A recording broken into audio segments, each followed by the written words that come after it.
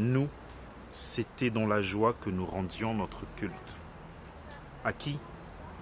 À Homère, Aristophane, Xénophon, Cicéron, Virgile, Tite-Live, Horace. À l'auteur de la chanson de Roland, à Charles d'Orléans, Villon, La Fontaine, Corneille, Molière, La Bruyère. Parmi vos camarades, quand vous cherchez un ami, vous le choisissez surtout pour ses qualités. Gaieté, franchise, gentillesse, intelligence. Moi, ici, je vous fais faire la connaissance des meilleurs des amis. Et qui possède ces qualités plus que personne? Tout simplement les plus grands hommes de la Grèce, de Rome et de France. Depuis des siècles, on a élevé des statues à ces génies. On a donné leur nom à des rues, à des monuments. Si on a fait tous ces frais, vous pensez bien qu'il y avait une raison. Ce n'est pas simplement parce qu'ils étaient inscrits au programme de 3e. Eh bien, ces génies dont le portrait serait aujourd'hui en première page des journaux, que les marques de savants supplieraient de dire « Pour ma toilette, je n'emploie que le savant huile en fleurs ». Ces génies auxquels les rois du corned-beef ou du caoutchouc seraient heureux d'être présentés. Vous connaissez encore aujourd'hui le nom d'Homère, mais dites-moi, le nom d'un milliardaire grec du temps d'Homère, Monsieur Traco. Traco, l'arrêt impeccable, le cheveu sec d'un ingénieur des mines, se leva pour la forme, mais se rassit aussitôt. Il savait que je souhaitais qu'il ne connût pas le nom d'un milliardaire du temps d'Homère et que personne ne le connaissait. Ces génies, vous, élèves de 3e, vous passez votre temps avec eux. Tout à l'heure, quand vous rentrerez à la maison et que vos parents vous demanderont « Qu'est-ce que tu as fait en classe ce matin ?» vous pourrez répondre « Je me suis amusé avec Homère ».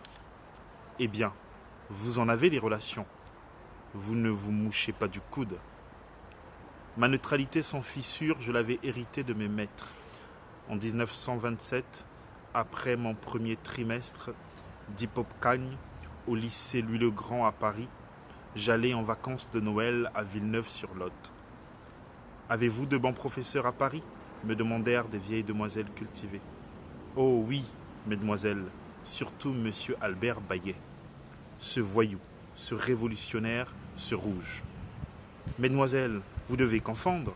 Ce n'est pas possible. Jamais, monsieur Bayet. »« Lisez. » Elles me fourrèrent sous le nez des articles incendiaires que Bayet publiait tous les jours.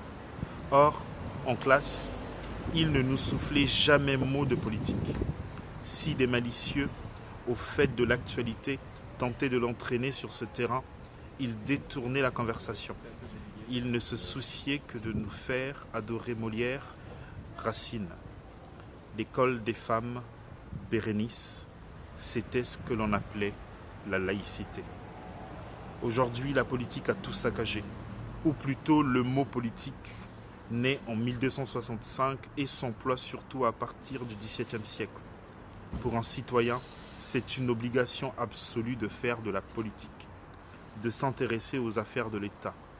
Dans une libre démocratie, voter est un devoir sacré. L'abstentionniste est un traître. Il abandonne son poste au combat. Il livre son pays à l'ennemi. Je suis allé voter avec 40 de fièvre. La plus belle mort, rendre le dernier soupir en glissant son bulletin dans l'urne.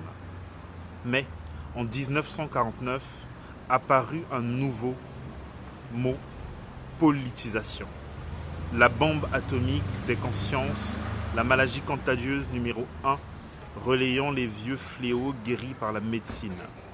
L'homme, cet éternel enfant, tiraille en vain sa couverture trop courte qui ne peut à la fois couvrir ses pieds et son menton.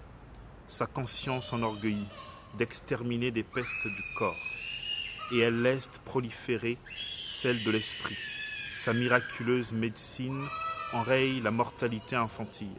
Sans contrôle des naissances, elle accroît aussi démentiellement la population du globe condamnée à la famine, à la révolution, à la guerre. Les ennemis de la liberté que le Moyen-Âge aurait dénoncés comme les suppôts du diable ont procédé à sa façon, par la caricature. Ils ont fourbi leur arme suprême de dérision, la politisation. Vous voulez faire de la politique? Ont-ils dit aux démocrates si libérales? On va vous enfourrer partout.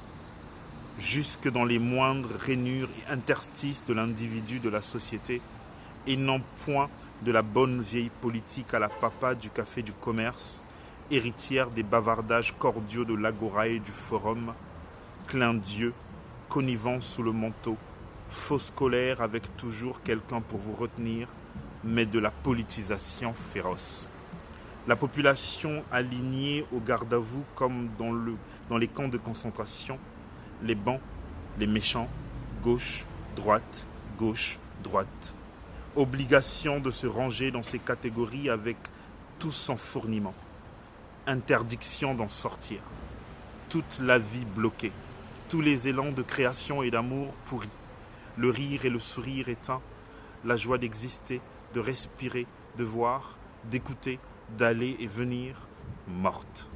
La richesse infinie des nuances, des sensations, des idées, la volupté des échanges, des rapports loyaux, la recherche de la justice et de la vérité, étouffée, étranglée. Droite, gauche, la haine, la menace, la mort. Un Swift peindrait cet enfer. Des juges de droite n'utilisant que le plateau de droite de la balance de la justice et des juges de gauche n'utilisant que la gauche, que le gauche. Des prêtres de droite adorant un Dieu de droite qui n'a créé que la partie droite de l'univers et des prêtres de gauche, un Dieu de gauche. Des médecins de droite ne soignant que la partie droite du corps et des médecins de gauche ne soignant que la gauche. Des policiers de droite ne réglant la circulation qu'à droite et des policiers de gauche qu'à gauche. Des gens de droite ne se mouchant que la narine droite et des gens de gauche que la gauche.